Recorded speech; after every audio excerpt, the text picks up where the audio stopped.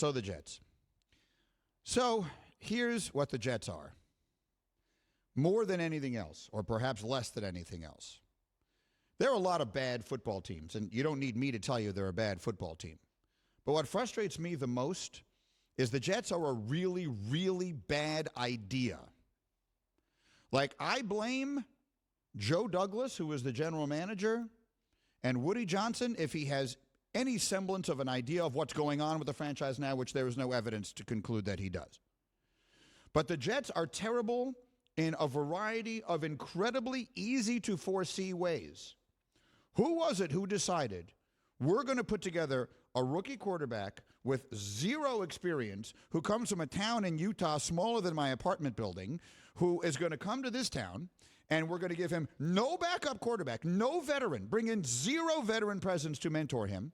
We're going to hire an offensive coordinator who looks 11, and I think is actually younger than that, and has no idea what he's doing, is in so far over his head, I don't even know where to begin. And a first-time head coach who also, unfortunately, looks ridiculously in over his head. And the one thing he's supposed to be, which is this incredible rah-rah motivator, the Jets look lifeless, they look hopeless, helpless, defeated, and disinterested.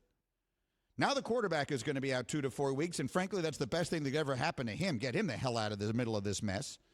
But what the Jets are, which is far worse than being a bad football team, there are plenty of bad teams. They're a bad idea. I was extremely critical of the previous coach, Adam Gase, and I do not take back a word of what I said. Adam Gase was a coach who knew what he was doing and did it badly. This coaching staff doesn't know what it's doing. They don't know what they're doing. I don't want to hear about the All-22. I'll show you the Let's sit and watch the All-22. The New York Jets have not scored a point in the first quarter this season. Bear in mind, every team scripts their first 15 plays. Their plan sucks. They go into a game with a plan that has not worked once. Not once. Not in a single game. They had 2 weeks to prepare their first offensive series for the game against the Patriots yesterday, and they opened with 2 runs up the middle. The Jets are a terrible idea. It's hard to tell when you have as bad a roster as they do that how badly a team is coached. Like, you can look at a lot of teams and say, well, they have such bad players, I don't know if they're badly coached. You never wonder about that with the Jets. The Jets are horrendously coached. So they're unimaginably bad, and I blame the people at the top. Because if I made Hembo the head coach of the Jets, it wouldn't be his fault that he wasn't ready for that job. It would be my fault. And frankly, he's just as ready as the guys who were doing those jobs. So what the New York Jets are is not a bad football team. They're a bad idea. They were doomed before they began. Everything that could have gone wrong, everything you could have foreseen going wrong has gone wrong. And Joe Douglas, he of the 6-year contracted general manager who they couldn't wait, has gotten everything wrong himself. Everything wrong. So if a fish stinks from the head, what's the expression? What stinks from the head down? Whatever it is. The Jets stink from the head down, from the top to the bottom, and every part of them in between. They stink. If you have one bad, disinterested-looking game, I get that. But this is every week. Every week the Jets look like that. They look like they're going through the motions. So whatever pride in their professionalism you're counting on, Coach, it's not happening.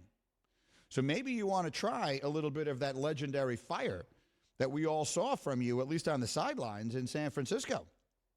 Because right now, counting on them to do it themselves is not working. I'm going through the Jet games in my head this year. They competed in the Carolina game, and they beat Tennessee. Am I forgetting another game? Is there another game in which they competed at all? Do you consider the Atlanta game where they sort of... No. They were awful in the Atlanta game. Awful. That was the game in England? That's right. Oh, my God. They were horrendous. How about the Denver game? The Denver game, they might just as well have not flown to. Like the Denver game, they might as well have just saved the airfare. They don't pay airfare. It's not like they're on United Airlines. Save the jet fuel and not bothered flying. They could still be playing that game. They wouldn't have scored in that game. They're not competing. So this professionalism you're counting on, it's not happening. It's just not happening. Robert Saleh and this staff, they've coached 6 games now. So can I sit here and say that you're cleaning house and you're firing? It's just too soon for that. but they're so bad. And they're so ill-constructed. They're just put together. If you're just joining me here, I said this earlier on the show, and I said it on TV too. The Jets aren't a bad team. They're a bad idea. They're an organizational failure, a full organizational failure. When you put people in positions they're not capable of handling, that's your fault, not their fault. Robert Saleh looks overmatched. Mike LaFleur looks overwhelmed. I mean, I don't even know that he knows what's going on. Mike LaFleur is, I can't even say he's a bad offensive coordinator. I don't even know if he's actually doing anything. There's nothing obvious to suggest that he's doing anything. He looks lost, confused, terrible. The Jets are terrible. And it comes from the top down. Thank you for watching ESPN on YouTube. For live streaming sports and premium content, subscribe to ESPN+.